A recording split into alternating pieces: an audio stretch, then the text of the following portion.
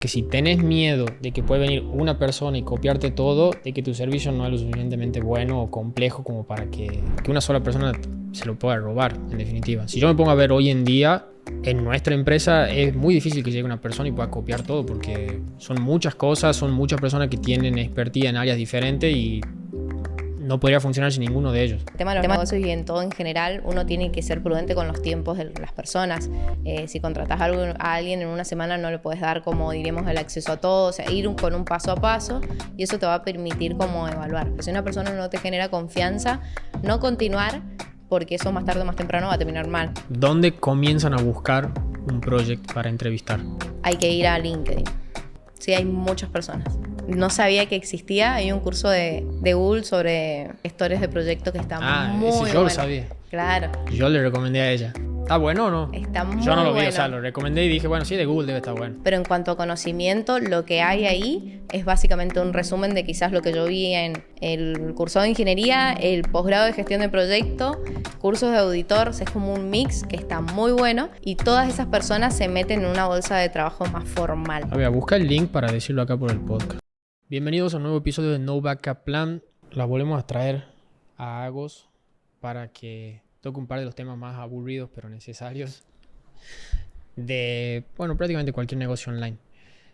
Vamos a, primero, bienvenido Agos, ¿cómo estás? Hola Nico, ¿todo bien? Acá de nuevo un poco obligada.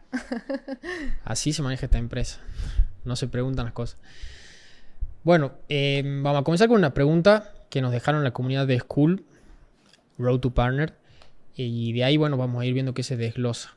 La pregunta es la siguiente, la dejó Luciano. Tengo problemas actualmente en delegar o encontrar gente que pueda incorporar a mi emprendimiento, ya que los clientes están interesados, están ingresando, estoy vendiendo, pero ya no puedo tomar más trabajo porque estoy saturado. Estoy pensando en formar a gente para incorporar a mi negocio, a equipo y que entregue el servicio, pero me cuesta hacer eso, o encuentro a gente que se ve a leguas, que quiere que le enseñe qué es lo que esta persona hace, para que después me abandonen y puedan montar su propio negocio, en definitiva, y hacer la competencia. Así que bueno, ¿qué tenés para decir de eso? La puedes desglosar en un par de temas diferentes, me parece. Sí, totalmente. Vamos a separarlo entre la sensación que quizás esta persona tiene, que quizás tiene sus fundamentos. También podríamos ayudar a analizar eso, o sea, que él tenga una serie de preguntas a sí mismo para ver si eso es real o simplemente es un miedo. Pero para la primera parte, a la hora de delegar, lo principal es la confianza. Muchas veces también en estos casos, lo que se puede hacer es tener personas ya que trabajan con vos para delegarle algunas cosas más estratégicas, donde tu conocimiento, diríamos, por así decirlo, es más valioso.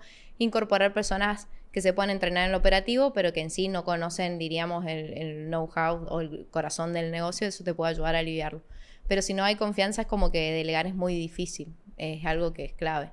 También tenemos que entender que para que una persona trabaje bien de su 100% o trabaje de forma eficiente y se alinee o esté cerca, diríamos, a la misión y a la visión que tenemos, le tenemos que enseñar.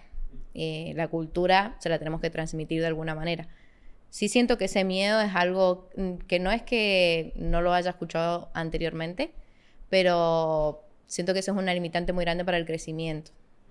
En el conocimiento creo que no tiene que haber egoísmo en realidad a la hora de entregarlo a las personas. Yo creo, voy a tirar una línea de pensamiento por ahí diferente, de que si tenés miedo de que puede venir una persona y copiarte todo, de que tu servicio no es lo suficientemente bueno o complejo como para que, sí, como para que una sola persona se lo pueda robar, en definitiva. Si yo me pongo a ver hoy en día, en nuestra empresa es muy difícil que llegue una persona y pueda copiar todo, porque son muchas cosas, son muchas personas que tienen expertise en áreas diferentes y no podría funcionar sin ninguno de ellos.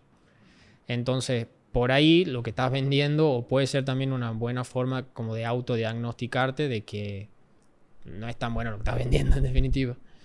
Y sí vi muchas personas que le pasa lo mismo, de que tienen ese miedo y es imposible crecer. Y tampoco tenemos que pensar, cuando hablábamos un poco antes del podcast, de que un empleado se va a quedar toda la vida con nosotros y hasta te tendría que poner contento que verlo crecer, que crece con vos durante 2, 3, 4 años y después por ahí sigue creciendo por fuera.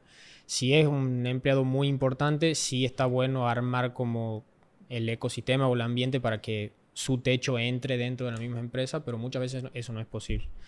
¿Cómo podría yo, en el caso de que, bueno, escucho todo esto y de igual forma no me puedo sacar el miedo, cómo puedo hacer para por ahí llegar a identificar una persona que me puede llegar a copiar todo e irse a los 6 meses? ¿Hay alguna forma o no? No sé si hay una forma como diríamos empírica que vas y ¿Algún más bien, test? claro, no es más bien empírica y no tanto analítica, por así decirlo. También siento que en el tema de los negocios y en todo en general, uno tiene que ser prudente con los tiempos de las personas. Si contratas a alguien en una semana, no le puedes dar, como diríamos, el acceso a todo, o sea, ir con un paso a paso, y eso te va a permitir como evaluar. Bueno, nosotros usamos test de personalidad, usamos varias otras herramientas, pero que en realidad disminuyen el riesgo, lo que no significa que no pueda pasar, no pueda ocurrir. Lo que sí siento es que también se puede ver muy relacionado con el pago o el salario que esas personas reciben, porque sí sabemos de casos, creo, no sé si es un poco de memoria, en que hay personas que se van de un lugar por lo que cobran o lo que sea, y bueno, se reinventan de alguna forma, no necesariamente copiándote, pero sí se reinventan y hacen lo suyo porque tienen la capacidad. Y nada, yo creo que la forma sería esa, tenerlo como a prueba un tiempo y comenzar de a poco a transmitirla hasta que puedas conocer y que te genere confianza. Si una persona no te genera confianza, no continuar, porque eso más tarde o más temprano va a terminar mal, diríamos. Es mi consejo.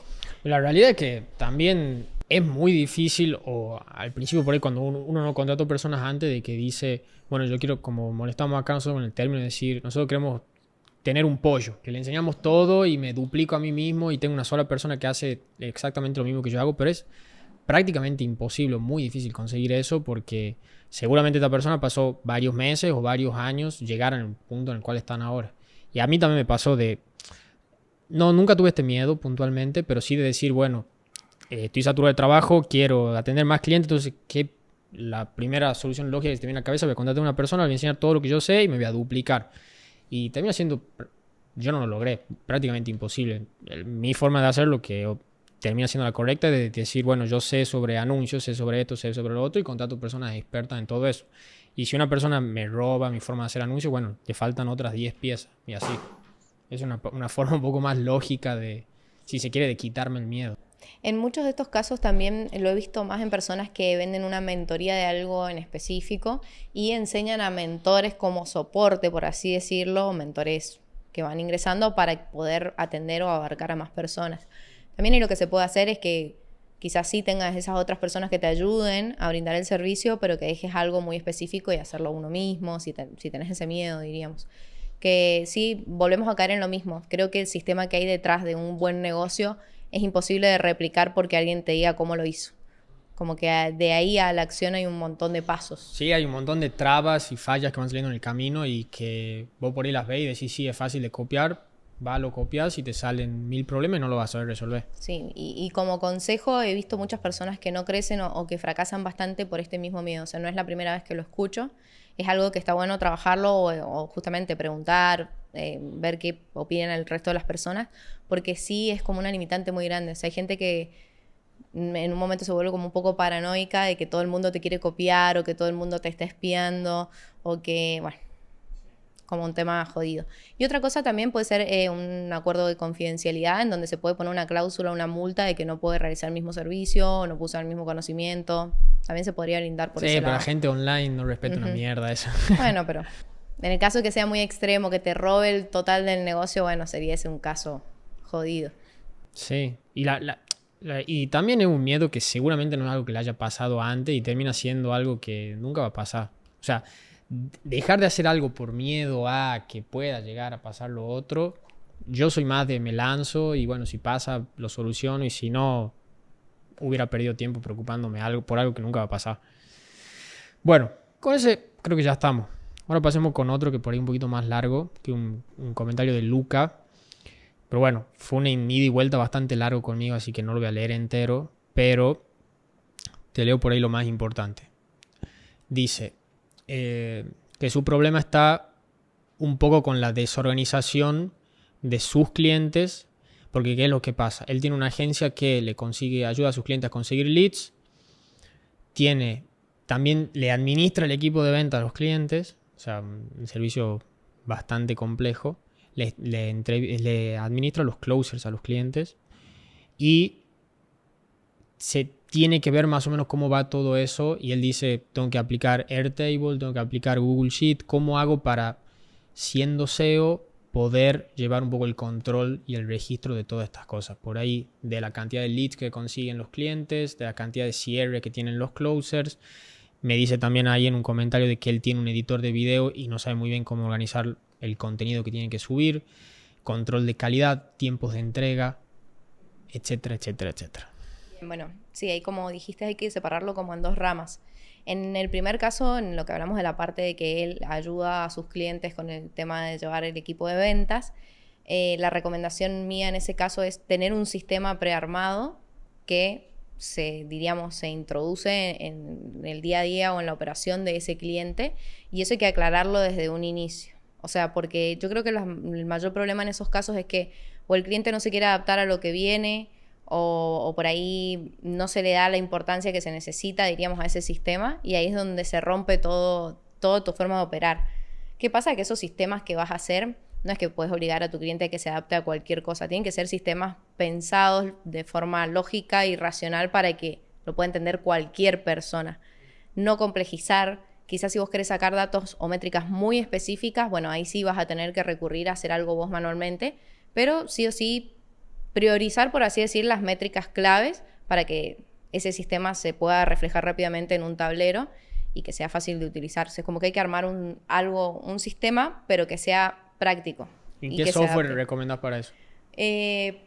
Bueno, nosotros utilizamos, por ejemplo, ClickUp. En el caso de los closer, que es un caso muy particular, se podría implementar un CRM directamente, como una condición de la entrega de tu servicio. Obviamente que para eso también tenés que hacer, dentro, diríamos, de la etapa de la propuesta, puedes hacer un análisis, si ya tiene un CRM, un análisis de costos y oportunidades, beneficios de utilizar un CRM que ustedes ya conozcan, o tener la posibilidad de entrenar a las personas que se van a encargar de esa revisión, de entrenarlo en 2 CRM como para tener 2 opciones e intentar que la otra persona lo utilice. Pero en el caso de que se trate de cualquier otro tipo de servicio que no se trate puntualmente de closers para llevar las métricas, nosotros utilizamos ClickUp, que también puede ser Notion, son todos muy similares para lo que es estructura de tareas. Este es un problema como súper normal, porque vos tenés un orden, por ejemplo nosotros, ClickUp, ingresa un cliente y le tenés que delegar tareas a ese cliente y a ese equipo. Entonces, en nuestro caso es una condición que, diríamos, nos podemos dar el lujo de poner, de que se tienen que adaptar a nuestro sistema, ya sea de comunicación, por ejemplo, cuando usamos Slack, o a ClickUp. Pero bueno, nosotros tenemos una posición medio privilegiada en ese sentido. Claro, por eso lo decía recién, o sea, no siempre te va a pasar eso. Cuando todavía estás como haciéndote conocido y buscando tus primeros clientes, medio que te tenés que adaptar un poco a la situación y ser más paciente. Y bueno, ya llega un momento también en el que podés, diríamos, marcar ciertos límites. En ese ida y vuelta, vamos a dar el ejemplo, creo yo, que puede ser la mayoría de las personas está como en esa etapa, en esa parte de la campana en la que estás ahí en una negociación constante. Primero que nada, tener definido cuáles son las tareas que tiene que hacer esa persona, incluso antes de iniciar el servicio, ese cliente. Para vos poder ponerlo en un sheet, o en ClickUp, o en Notion, o incluso en Slack, en las tareas de Slack, o en un calendario, lo que sea. Pero si vos no le das esa claridad de las actividades, no lo vas a lograr nunca. Si tenés la posibilidad de meterlo dentro de una plataforma como puede ser ClickUp, entonces casi que el 90% del problema está solucionado. ¿Y ClickUp tiene un plan gratis o no? Sí, tiene un plan gratis. Incluso nosotros hacemos eso. ¿Nosotros tenemos el gratis o el pago? Nosotros tenemos el pago para 3 o 4 personas internas del equipo, que son las que manejan, diríamos, todo el sistema en general, las que crean listas, bueno, las que dan, diríamos, las órdenes. ¿Yo te pago o no? Yo sí, no. Creo que, no sé, no te he visto nunca ahí en el... No soy muy usa eso. No. Por eso estás vos. Claro, y en el caso por ejemplo, los editores, que ahora está ese acá con nosotros, ellos ingresan como invitados, nosotros les tenemos una lista y ellos van cargando tareas, también porque son personas, en nuestro caso, en nuestro equipo, que son muy independientes, que ya vienen trabajando hace mucho, son muy capaces de armar procesos, Pero en otros equipos donde no he tenido la suerte de trabajar con personas que tienen la capacidad de resolver, uno los invita a una lista con todas sus actividades y lo manejas todo desde un lugar centralizado. ¿Cuál es la desventaja? Todo no puede ser bonito. Llega un momento en que las personas se olvidan de actualizar estas listas. Entonces, bueno, ahí viene un poco el laburo también del project o del SEO, si no tiene un project. Claro, por lo menos del educar todos los días, preguntando si pueden actualizar la lista, revisar, que eso puede ser como por un mes. Y si lo hago durante un mes y después no lo siguen haciendo solos. Bueno, también en algunos equipos me acuerdo que había un daily que había que completar, que te aparecía de forma automática en ClickUp y no lo completaban, algunas veces sí, algunas veces no. Entonces, en una semana, sin dar aviso, se decidió que se iban a comprar, no sé, unos tickets para un spa. Y el que completara más veces en la semana se lo ganaba. Bueno, capaz que ganó el que lo había completado de 5 días, 2 días. Pero fue como fue una sorpresa tan grande que automáticamente empezaron a completarlo todos porque dijeron, bueno, en algún otro momento random puede llegar a suceder. Esa no es la mejor opción porque significa que igual no están entendiendo la importancia. Lo ideal sería que le podamos hacer entender o hacer ver. Venderle la idea. Claro, de por qué vale la pena. Y creo que para llegar a eso, es que está todo tan conectado, ellos tienen que entender también cuál es el objetivo del proyecto.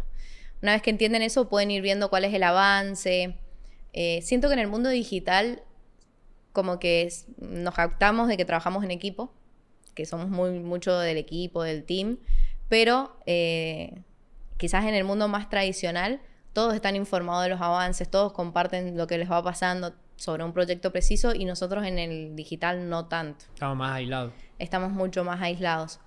Entonces, si nosotros les podemos vender esa idea de que van a estar todos en un mismo lugar y que vos podés ir viendo cuál es tu avance y el avance de tus compañeros, cuando entienden eso y ellos mismos pueden analizar un tablero, entonces ya le cambia la vida completamente. Por ejemplo, en el caso de, bueno, justamente los editores, que era parte de la pregunta, tenemos como un backlog de tareas, una lista de tareas, para ser más como clara, en donde está tanto el diseñador como un editor senior, uno junior, una persona que se encarga de hacer las publicaciones en Instagram. O sea, como todas las personas involucradas están en el mismo tablero. Saludo a Anli. Ajá, un saludo a Anli. Que diríamos que Anli es como el camaleón. Entonces, o ella por ahí sube contenido. Ajá, literal. Victorinox. Entonces ella, bueno, también tener personas así es tener ojos en todos lados. Porque si un día yo no miro esa lista, sé que ella lo está mirando, o sé que ese que es un editor me va a avisar que tal persona se atrasó. Como están todos en un mismo lugar, es como más sencillo la dinámica del día a día. Ahí viene como también, bueno, no sé si querés que... Sí. Ahí viene también un poco el tema de la metodología en cómo lo vas a trabajar. Hay como 2 formas de delegar tareas y depende mucho del proyecto. Una forma como más ágil, que se va creando sobre la misma. Nosotros nos pasa mucho que decimos, bueno, un proyecto de una nueva oferta. Y eso no es algo que hemos hecho antes, justamente. Entonces comenzamos a hacer una lista de tareas con lo que va surgiendo en el momento. Bueno, hay que buscar tal cosa, hay que hacer una investigación de esto otro, y lo vamos poniendo todo en un mismo lugar con responsables. Después hay otro tipo de proyectos, como puede ser la entrega de un servicio a un cliente que no es personalizado, por así decirlo. Claro, que entre el servicio y vos sabés de A a Z, tengo que hacer lo mismo. Tenés que saber todo.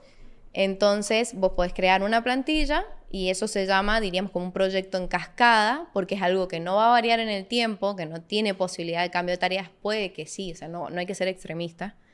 Puede que sí varíe alguna que otra actividad, pero es más bien la estructura. O sea, prefiero quitar lo que no voy a usar a tener que hacer todo de cero. Esas son 2 formas de manejarlo.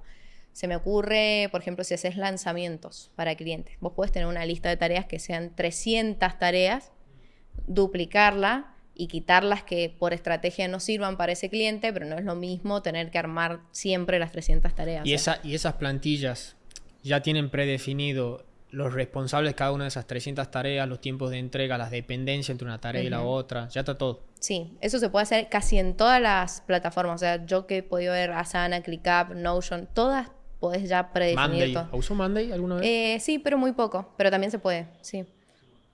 De hecho, ahora Google Sheet ha alargado como Ah, sí, no lo vi. plantillas de Yo vi plantillas como de tablas. De tablas. Y una de esas es una para seguimiento de proyecto. O sea, ¿se puede arrancar con eso como una base? Sí, yo arranqué, cuando tenía la agencia, yo arranqué directamente con ClickUp y no tenía claridad sobre lo que quería hacer, sumado a no tenía claridad cómo funcionaba ClickUp. A mí me hubiera gustado comenzar con Google Sheet, tener claridad de que bueno, estos son todos los pasos, son todas las tareas, y de ahí ponerme a resolver la parte técnica de ClickUp, que no es muy difícil, pero bueno, cuando tenés las dos cosas en simultáneo se puede hacer medio complejo. Para mí particularmente, Nicolás Seguane, me hubiera gustado que sea así, no arrancar directamente con ClickUp. Sí, es como todo, de entender, bueno, es que también eso, muchas personas que tienen que llegar al momento de delegar actividades porque se incorporan personas al equipo, lo que sea, que han trabajado quizás muy solas y tienen todo ese mapa de actividades en su cabeza, el poder, diríamos, plasmarlo en un soft es como algo que se colapsan mentalmente porque tampoco han entendido el paso a paso. Primero es la lista de tareas, después son los estados que vos querés manejar. Por ejemplo, hay proyectos que tienen estados sencillos, como pendiente, en progreso o terminado. Hay otros proyectos, como pueden ser el caso de edición, justamente, que tenés que tener pendiente, en edición, en revisión, en corrección, terminado, publicado. Ponle, yo tenía varias tareas cuando tenía el ClickUp que tenían asignada la dependencia y aparecían como bloqueadas o una cosa así porque no estaba terminada la tarea anterior que necesitaba la persona para continuar. Tal cual. Y bueno, en estas plataformas también te brindan la posibilidad de ver tableros de diferentes maneras, formato lista, formato Kanban, que cada uno, o sea, eso también da adaptabilidad al equipo. Y algún otro como el diagrama de Gantt, que siempre lo nombro porque para mí es hermoso, pero no todo el mundo lo entiende. El diagrama de Gantt es como un gráfico de barras horizontales que vos vas poniendo los deadlines de las tareas. Se ve como un timeline, así que se van viendo las tiritas. Claro, por ejemplo, vos pones tarea 1, tarea 2, tarea 3, esta va de lunes a martes, esta va de lunes a miércoles, esta... Sí, ya sé cuál es. La tercera empieza el miércoles, entonces, bueno, vos podés ver claramente la dependencia por un lado, porque también la podés bloquear, y de hecho, si vos movés una que es, diríamos, dependiente de la otra, se mueven en conjunto, es como más visual.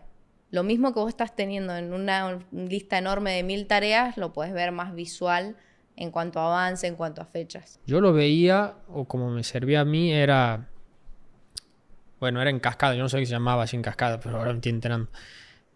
Entraba un cliente y se creaba una tarjeta, como si fuera Trello, que tiene todos los estados ahí. Se creaba una tarjeta que la tarjeta era una del cliente. ¿No? Que usualmente en estos softwares se utiliza la tarjeta como si fuera una tarea. Acá yo tenía la tarjeta, era el cliente como tal. Y después tenía diferentes estados, que era el primero, suponete capaz que era llamada de onboarding, el segundo era guionizado del webinar, el tercero era creación del funnel, el cuarto era lanzamiento de anuncios y el quinto estado era, análisis de métricas, suponete. Se creaba la tarjetita, se la ponía en el primer estado que era llamada inicial y ahí dentro de esa tarjeta se puede poner como subtareas. No sé si se llaman subtareas o tareas y dentro de las tareas hay subtareas. Pero bueno, se creaba ahí, se ponían todas las tarjetas, ya se asignaban los responsables. Dentro de cada tarea había un loop mío diciendo qué había que hacer. Siento como 6 meses creando el ClickUp ese. Y después cuando se completaban todas las subtareas, solo se movía la tarjetita, se le asignaba a la otra persona y demás. Por lo menos a mí me servía esa forma de verlo. Nunca hice ese de Gantt, ¿es? ¿Gram? ¿Cómo se pronuncia? Gantt. Gantt, con G. G-A-N-T. Gantt, ese. Bueno, y sí, o sea, te entiendo. Pasa que eso también es parte de la entrega de servicio rápida. O del no colapso cuando te llega un cliente, que también hemos hablado de eso de que te entra un cliente y parece que es el fin porque no sabe quién tiene que hacer qué cosa. Eso lo puedes solucionar parcialmente. Si no has educado a las personas a usarlo, vos podés dejar 5000 looms muy bonitos con toda la explicación, pero si no le entienden el valor, va a fracasar. Sí, por ahí, no, yo los tenía muy cortitos y sí lo hacían, pero a raíz de insistencia y marcar límite, no de venderlo. Pero por ahí sí, el límite o el limitante o la contra que tenía esta forma de los diferentes estados, que por ahí, no sé, que yo te diga, en la llamada de onboarding ya se termina de definir cuál era el nicho, el avatar, el mensaje y demás. Y capaz que por ahí con eso ya es suficiente para que se arranque la parte del software, de la creación del funnel. Pero como estaba estructurado y como era todo paso a paso, no se trabajaba en simultáneo en diferentes tareas con un mismo cliente. Se podría haber organizado de otra forma para avanzar más rápido. ¿Se entiende o no? Sí, es parte de la planificación. O sea, sabes lo que tenés que hacer, ahora cómo lo ajustás en tiempo para que sea más reducido. Y ahí justamente el Gantt te ayuda mucho, porque vos podés ver que hay tareas que se pueden hacer en simultáneo y simplemente las vas moviendo. Y quizás cuando se terminen esas 2 tareas recién puedes desencadenar una tercera. Todo eso siempre lo explico con un ejemplo. No sé, tenemos que hacer una publicación de un reel, un anuncio. Listo, hay que grabar el anuncio, hay que editar, hay que escribir el resumen para poder postearlo. Entonces yo puedo decir, bueno, se graba el anuncio, primer tarea, va una barrita. Cuando se comienza a editar el anuncio, si yo tengo un copy, le puedo pasar ese anuncio en crudo y puedo empezar a redactar el copy para publicarlo. Entonces, mientras se edita, se redacta y cuando terminan las 2, se publica. Entonces, ahí como que lo puedes identificar más fácil o más rápido. Y justamente, ¿qué te lleva a eso? Y centralizar a todas las personas en una misma lista, lo que permite ver más o menos cómo va la cosa. Porque si le das completo a grabado, diríamos, el copy sabe que tiene que empezar a escribir y el editor sabe que tiene que empezar a editar. Entonces, como mucho más sencillo. No es algo que se dé de la noche a la mañana. Hay que moverlo, hay que cranearlo y también capacitarlos para que aprendan a ver tableros. Bueno, por ejemplo, ClickUp te deja poner unos tableros que son geniales, te dicen cuántas tareas tenés atrasadas, cuántas están por vencer, no sé, es como que te deja ver cuántas tareas completaste en el mes, o por proyecto, por ejemplo, si tenés un proyecto puntual de un cliente. De hecho, eso también se le puede compartir al cliente. Puedes decirle, bueno, mira, vamos en un 80% porque hemos hecho estas tareas o estamos trabajados en tal tarea. Y el hecho de que haya muchas personas viendo el trabajo de los demás genera como esa sensación de, uy, no me puedo hacer el tonto porque me están viendo los demás, digamos, y me queda mal o me están esperando, o a menos que se comploten todo para ninguno trabajar. Tal cual.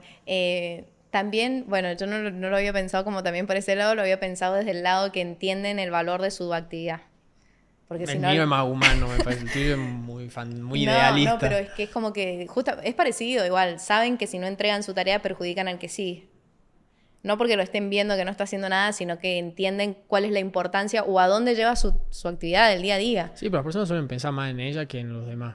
Entonces yo creo que le impulsa más el hecho de decir, uy, van a pensar que soy un vago, que el hecho de decir, ay, estoy bondadoso y quiero que el otro avance con su edición, entonces voy a trabajar. Sí. Bueno, algo ahí también para aclarar, si bien hay que tener como los proyectos todos, diríamos, cada proyecto, cada cliente es una lista, o puedo tener una lista general que sea de contenido, donde voy a poner todas las tareas de ellos, tengo que poder separar las tareas de cada uno. Por ejemplo, ClickUp, mediante una automatización, llegamos a la conclusión de que si yo tengo 8 proyectos y hay personas que están involucradas en los 8 proyectos, yo puedo crear una lista aparte y con una automatización, cada vez que se le agrega una tarea en cualquiera de esos 8 proyectos, se le lleva esa tarea aislada a su lista. Entonces esa persona no se pierde tanto, diríamos, puede entrar primero a su lista, ver qué tareas tiene pendiente y ya después puede ir proyecto por proyecto y decir, bueno, a ver cómo van los otros, en qué estado estamos, a qué le doy prioridad, no sé, si es algo que se va a publicar hoy, bueno, y ya está el copy hecho y ya está todo listo y me falta editar, bueno, listo, le doy prioridad a esto. Entonces eso también puede ayudar, si no es medio abrumador. Imagínate estar en un lanzamiento con 300 actividades y vos entrar a la lista y ver 300 actividades y vos estás en una. Paraliza. O sea, estás en una que era, no sé, ponerle el logo al... Subir una historia. Claro, entonces puede colapsar. Entonces como que hay que entender capaz la cabeza de cada una de las personas que lo van a usar. Si vos te das cuenta que se colapsa fácil, no, sacarlo de la lista o bloquearle la lista y dejarle la lista de él nada más. Pero bueno, eso se va jugando en el camino. ¿Cómo implemento todo esto? Por ejemplo, que me parece que el caso del chico para decir, bueno, yo ahora capaz que tengo 5, 6, 7 clientes, estoy trabajando 8, 9 horas por día, no tengo ningún problema ahora, pero sé que si entran 2 más, esto explota. ¿Cómo puedo hacer más robusto, digamos, si se quiere, este sistema para decirme, bueno, estoy tranquilo para traer más personas? Ya sea el hecho de montar todo esto que decía en ClickUp, ya sea el hecho de contratar una persona que esté encargada, con Project Manager, que esté encargado de manejar el equipo. ¿Cuáles son como los pasos esenciales? Bueno, ahí me quedo como pensando algo que está relacionado también como un poco con el estrés que te generan los clientes. Yo siempre digo también, siempre peleando el lado bueno, está bien que hay clientes que son complicados, pero hay clientes que se estresan porque les falta información. Entonces, armar un sistema desde el inicio, mostrar que ya venís armado, venís estructurado y que esa es la forma de trabajar que tenés, les pone un freno a ellos. Después ya sí, tomarte el tiempo quizás en esa llamada de onboarding. Incluso puedes preparar videos de explicándoles cómo funciona el sistema. También algo que podría decir, en nuestro caso, puedes poner como una condición de que si no tiene una persona que se va a hacer responsable de ayudarte o colaborarte con el uso del sistema, no puedes tomar al cliente. En otros casos eso no pasa. La idea es como informarlo bien. Más allá de armar el sistema, informarlo bien sobre qué tiene que hacer. Y por otro lado, para mí, enviar reporte semanal. Porque puedo decirle, esta semana no se completó, no se actualizó el sistema, no se puede avanzar por esta razón, tengo un cuello de botella porque no tengo esta información, o está todo bien, va avanzando bien. Siento que eso también colabora al sistema.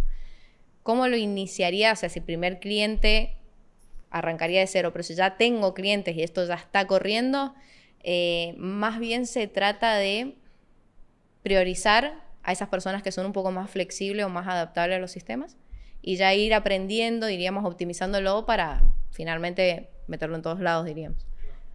El caso este de las ventas es algo que justo es una pregunta muy como que fuera total, o sea, es algo totalmente aislado, parece, de cómo la gente maneja un proyecto. Porque es un proyecto constante en realidad. Las ventas no tienen un Sí, fin. es recurrente, Claro, es no, infinito. claro, no es algo que, por ejemplo, en ese caso usaría más una metodología que no quiero decir como nombres muy complejos, pero se llama Six Sigma, que lo que hace es hacer foco en mejora del proceso.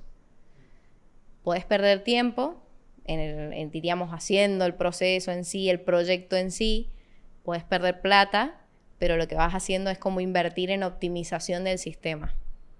Que eso te puede servir también para el caso de ventas. Las ventas son un proyecto, por así decirlo, bastante interesante de analizar. Es como ágil 100% casi. Y es recomendable para todo esto que sea él el dueño del negocio, que se ponga a montar todo como lo hice yo también, o es mejor tener un project manager. Si se tiene la posibilidad de tener un project sería ideal. ¿Y en qué me fijo por ahí para contratar un buen project? Le tiene que saber utilizar un programa como estos. Sí, en realidad para mí lo más importante que tiene que tener, poder comprobar su conocimiento de planificación, cómo resolver en ciertas situaciones. Justamente eso, él le puede plantear esta situación o el problema que tenés en este momento y preguntarle cómo cree que lo resolvería y ver qué puntos de vista tiene. Quizás en una primera entrevista es como matarlo un poco, pero sí ir pidiéndole que te dé puntos de vista o cómo razona, a dónde lo lleva. O sea, esta persona tendría que ser un poco como el traductor de lo que hace el equipo, montarlo en un sistema como ClickUp o... Sí, ClickUp, Notion, no sé cuál otro más había dicho, Monday. Sí, algunos projects las tienen más fácil cuando, diríamos, la cabeza del equipo es organizada. Y si no, lo que tenés que hacer, que en algún momento obviamente también me tocó hacerlo, es como si tuvieras que estar con un cuaderno y literalmente entrar a una reunión y el líder dice una tarea y vos anotar. Y comenzar a armar ese paso a paso, pero en el día a día. Por eso es algo más complejo. Lo que no significa que no va a funcionar. Eso también es algo clave a la hora de meter sistemas, paciencia. Porque en realidad el sistema con el que inicias nunca, a los 6 meses ya es diferente. O sea, es mejor hacer algo antes que no hacer nada, pero hay que ser paciente, ir modificándolo, ir adaptándolo a las personas. Y bueno, y si vas a contratar un project, fíjate que su fuerte sea la planificación, que su fuerte sea la organización. Que sepa usar nuestro software porque tienen su complejidad técnica, digamos. Por más que no sean complicados. Sí, que se pueda adaptar, diríamos. Sí, es clave. En el mundo digital es clave que se use un software. A mí me hubiera gustado, encantado tener una, porque en definitiva yo me di cuenta después en los años que yo era el project. Porque yo fui el que hice el ClickUp ese. Tuve como 6 meses haciendo el ClickUp ese. Pero bueno, también porque yo grababa los videos, estaban todos los instructivos. Pero sí, para mí hubiera sido genial que haya una persona que me ahorre la curva de aprendizaje de la parte técnica, de la parte de poder volcar.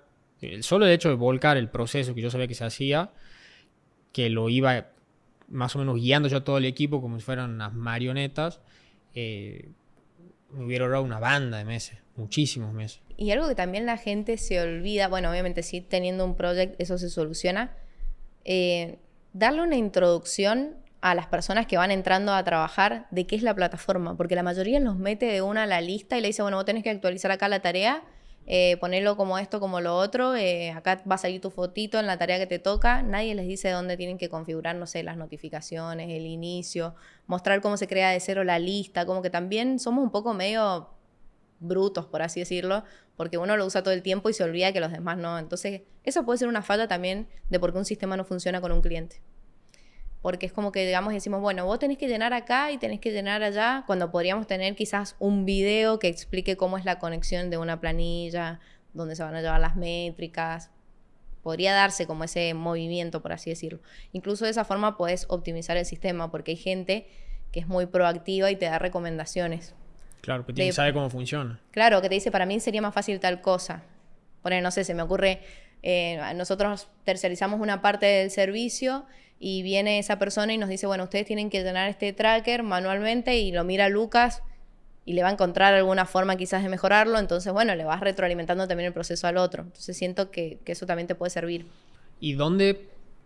No me lo han preguntado, pero a mí me sale la duda. ¿Dónde comienzan a buscar un project para entrevistar? Bueno, desde mi punto de vista, en el mundo digital hay que ir a LinkedIn. Sí, hay muchas personas. ¿Y lo buscan así como project manager? Uh-huh. Project manager. Ahora voy a decir algo que me enteré hace muy poco porque, bueno, no sabía que existía. Hay un curso de Google sobre gestión de proyectos, sobre gestores de proyectos, que está muy bueno. Yo lo sabía. Claro. Yo le recomendé a ella. Claro.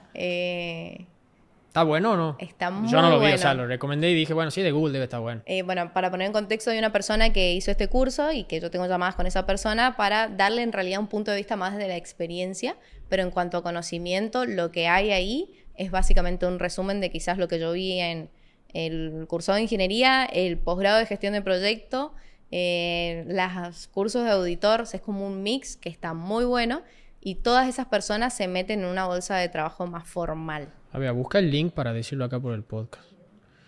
Google. Y en LinkedIn yo nunca busqué empleados, digamos. ¿Cómo funciona? ¿Tengo que mandar como mensaje en frío, como si fuera Instagram? ¿Cómo es? Sí, se puede hacer así, se puede hacer como en frío, puedes conectar o puedes pagar. También te dan una prueba gratis de 30 días. Y... ¿Este es Google Project Manager Certificate? Sí, ese puede ser. Bueno, para los que están escuchando y no viendo, el link es grow.google. Y está lleno de cursos, no solo de esto. Lleno. Y son muy buenos.